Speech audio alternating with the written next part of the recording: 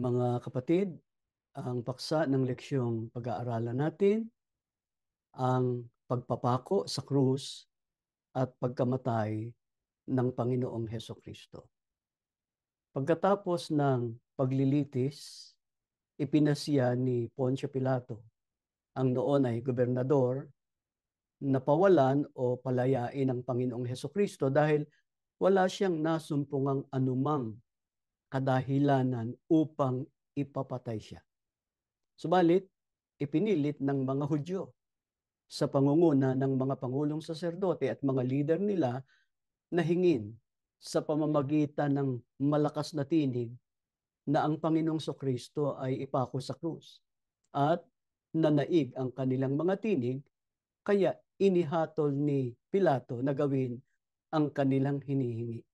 Pinawalan niya si Barabas na nabilanggo dahil sa paghihimagsik at pagpatay, datapwat ibinigay niya ang Panginoong Kristo sa kanila upang maipako sa krus.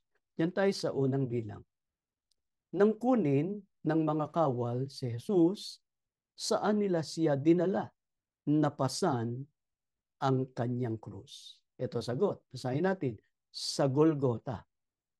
Yung Golgota ay wikang Ebreo na nangangahulugang dako ng bungo na tinatawag ding Kalbaryo.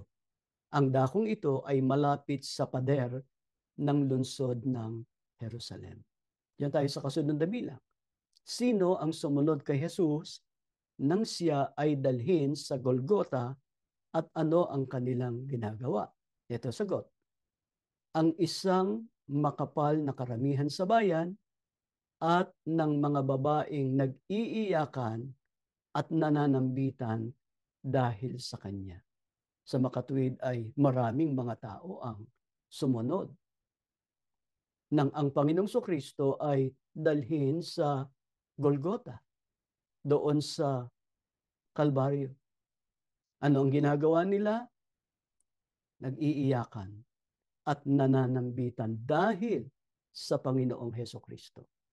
Sa pagkakataong iyon, pagkalabas nila sa bayan, ay nasa lubong nila ang isang Simong taga-Sirene na nanggaling sa bukid. Siya'y kanilang pinilit na sumama sa kanila upang dalin sa likuran ni Jesus ang kanyang krus.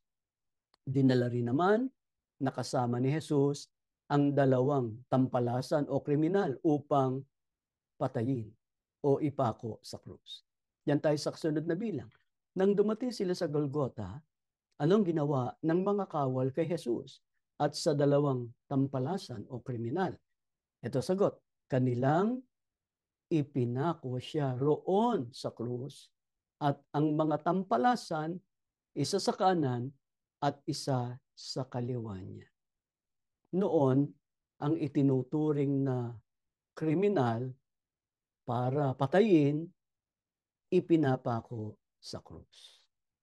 Wala pa kasi noong silya elektrika para doon patayin ang itinuturing na kriminal o lethal injection o anumang uri para patayin ang isang makasalanan. Krus ang ginagamit noon. Pinapako sa krus yung mga itinuturing na kriminal.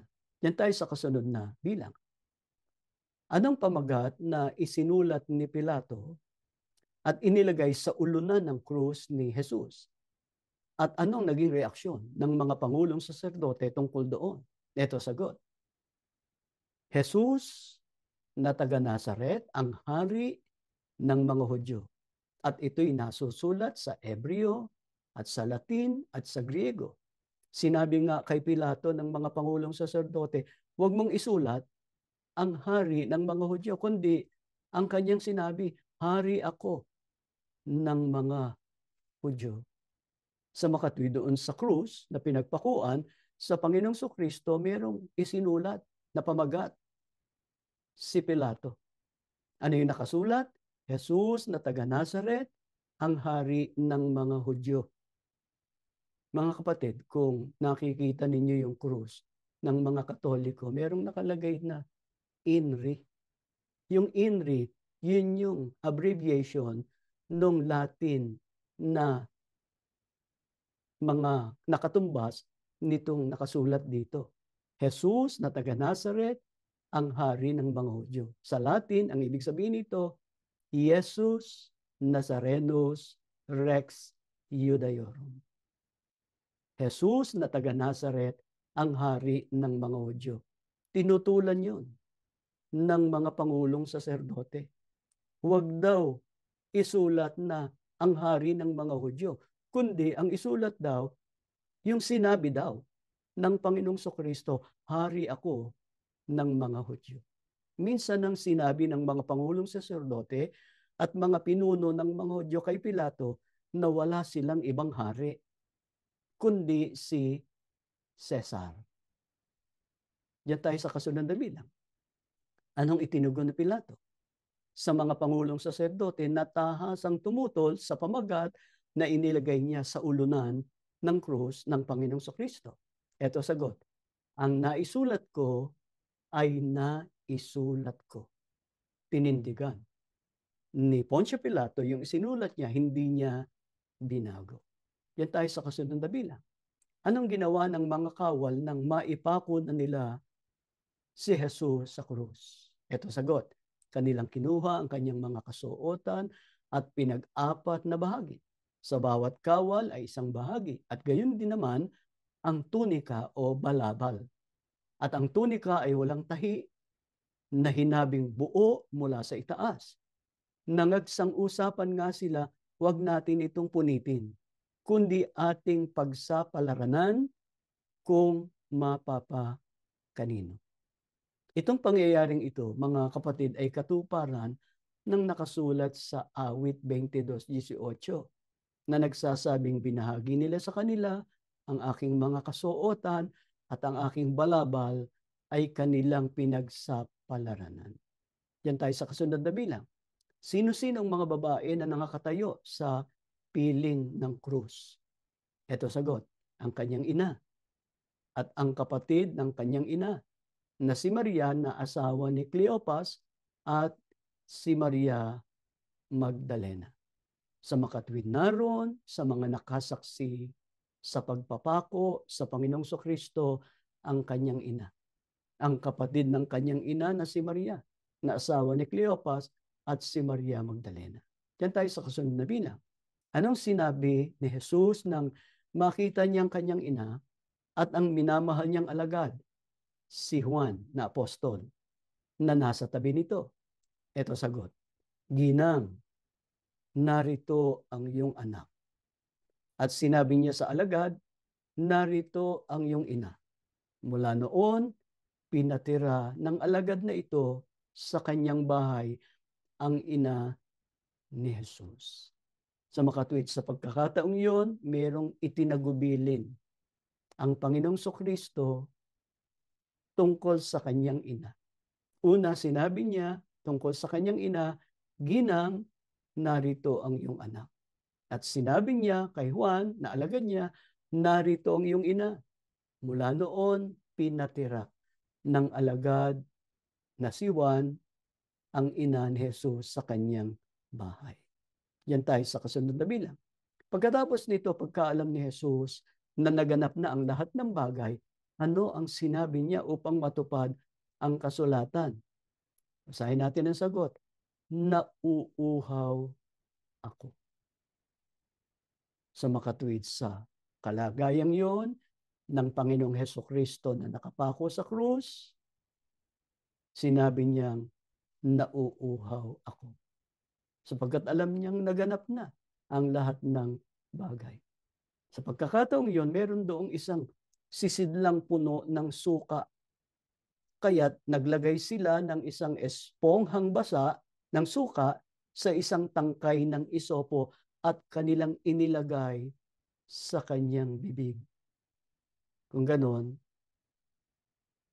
nilagyan ang Panginoong Kristo sa kanyang bibig ng suka ng mga nagpako sa kanya. Yan tayo sa kasunod na bilang. Nang matanggap na ni Jesus ang suka, anong sinabi niya at ano nangyari pagkatapos? Naganap na. Yan ang sinabi ng Panginoong Kristo. Naganap na at iniyukayok ang kanyang ulo at nalagot ang kanyang hininga. Sa hirap na dinanas ng Panginoong Kristo at yung pagkakapako sa krus, sa kanya natapos ang buhay niya.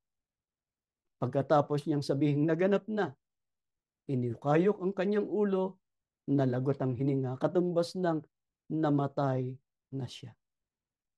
Ang mga Hudyo nga, sapagkat nooy paghahanda upang ang mga katawan ay huwag mga tira sa krus sa panahon ng Sabat, hiniling nila kay Pilato na mga umog, katumbas ng mabali ang hita ng mga ipinako sa krus upang sila ay mamatay at mga alis doon. Nagsiparoon nga ang mga kawal at inumog o binali ang mga hita ng una at ng isa na ipinako sa krus na kasama niya. Ngunit nang magsiparoon sila kay Jesus at makitang siya'y patay na, ay hindi na nila inumog o binali ang kanyang mga hita. Sa makatwid, para mamatay yung ipinako sa krus, binabali yung hita para malambitin o mabitin yung nakapako sa krus at malagot ang hininga. Hindi na nakuhang baliin ang mga hita ng Panginoong Kristo sapagkat pagpunta ng mga kawal sa kanya, nalagot na hininga niya, patay na siya. Yan tayo sa kasunod na bilang. Anong ginawa ng isa sa mga kawal sa kabila ng nakita niyang patay na si Jesus? Ito sagot.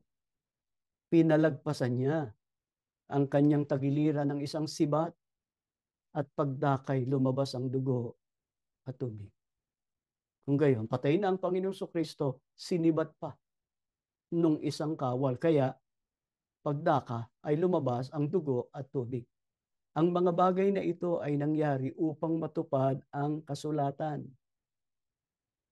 na ni isa mang buto ay hindi mababali sa kanya. At sinabi naman sa ibang kasulatan, magsisitingin sila sa kanya na kanilang pinag-ulusanan. Yan tayo sa kasunod na bilang. Pagkatapos ng mga bagay na ito, sino ang lihim na pumaroon kay Pilato upang ipamanhik na makuha ang bangkay ni Jesus? Ito sagot, si Jose, na isang mayamang taga-Arimatea at miyembro ng konsilyo o Sanhedrin na naging alagad din ni Jesus. Sa makatwid, mayroong nagmalasakit sa Panginoong Hesukristo nang siya ay mamatay na. Kinuha yung bangkay, pero bago niya gawin, ipinagpaalam muna kay Pilato. At pumayag naman si Pilato na kuna ni Jose na isang mayamang taga-Arimatea ang bangkay ng Panginoong Hesukristo. Si Jose ay naging miyembro ng konsilyo.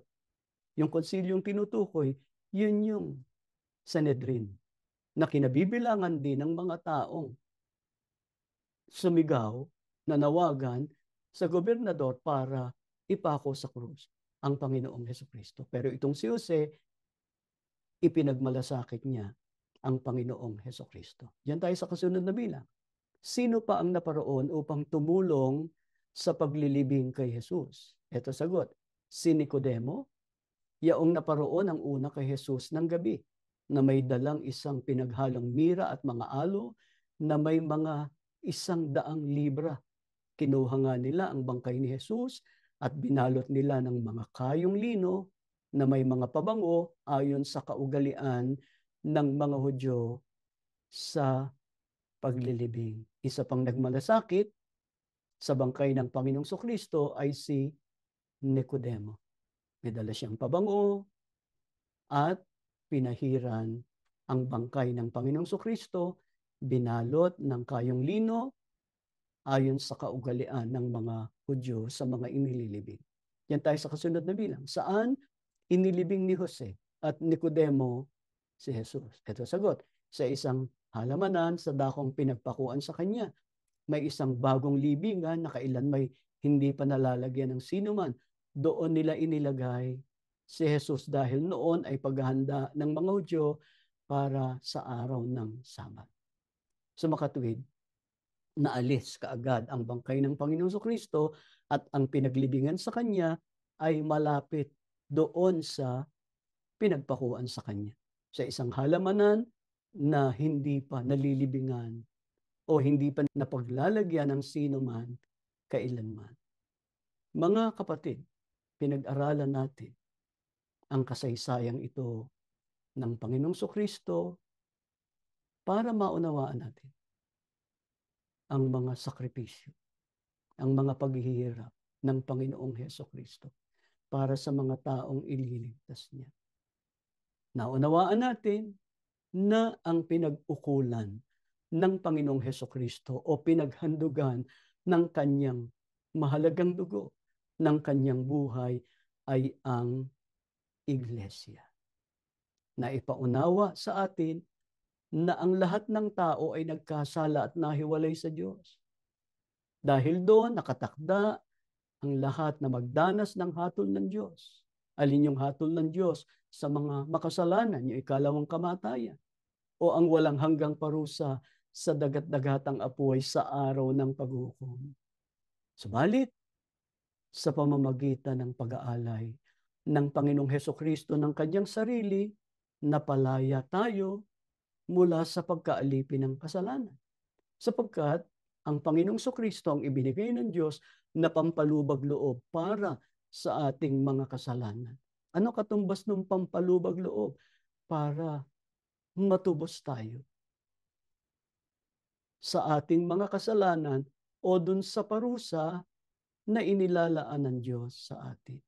Ang iglesia na ating kinabibilangan, ang iglesia ni Kristo, ang pinaghandugan ng Panginoong Heso Kristo ng kanyang mahalagang buhay. Kaya naman, mga kapatid na nakikinig ngayon, tayo ang inaasahan ng Panginoon Diyos na mabubuhay sa katwiran, sa kabanalan, sa pamamagitan ng pagsunod sa kung ano ang kalooban o mga kautusan ng Panginoon.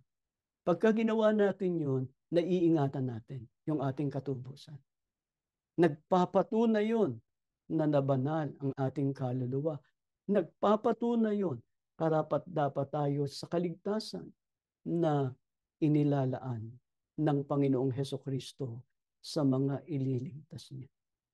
Kaya dito ay napagtanto natin na napakahalaga ng Iglesia ni Kristo sa buhay ng tao sa ikaliligtas ng ating kaluluwa.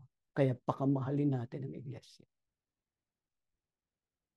Matuto tayong magtanggi ng ating sarili para sa kapakanan ng Iglesia alang-alang sa Diyos at sa Panginoong Heso Kristo. Pag-aaralan natin sa susunod na pagtitipon natin ang tungkol sa pagkabuhay na mag-uli ng Panginoong Heso Kristo. Bago tayo manalangin, balikan natin ang paksa ng leksyong pinag-aralan natin ngayon. Ang pagpapako sa krus at pagkamatay ng Panginoong Heso Kristo. Tumayo kayo, tayo'y mananalangin.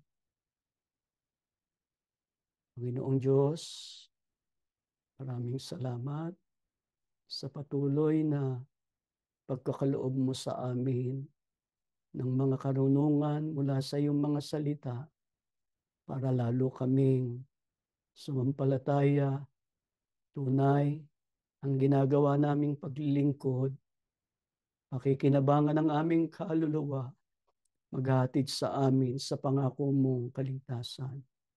Panginoon, napag-aralan namin ang naging kasaysayan ng iyong bugtong na anak, ang kanyang mga naging hirap, ang kanyang mga naging pagsasakit, ang kanyang kamatayan para sa aming katubusan. Kahayagan ng dakilang pagmamahal mo sa amin, isinakripisyo mo ang iyong bugtong na anak para kami matubos mula sa aming mga kasalanan. Salamat sa pagmamahal mo sa amin, Ama. Pangako namin sa iyo, pakamamahalin namin ang iglesia. Magtatanggi kami ng aming mga sarili para mabuhay kami ng malinis at matuwid Mabuhay kami ng may kabanalan para maging angkop kami sa kabanalan ng iyong banal na iglesia. Panginoong Hesukristo, maraming maraming salamat sa lahat ng mga sakripisyo mo dahil sa iyong pag-ibig sa amin.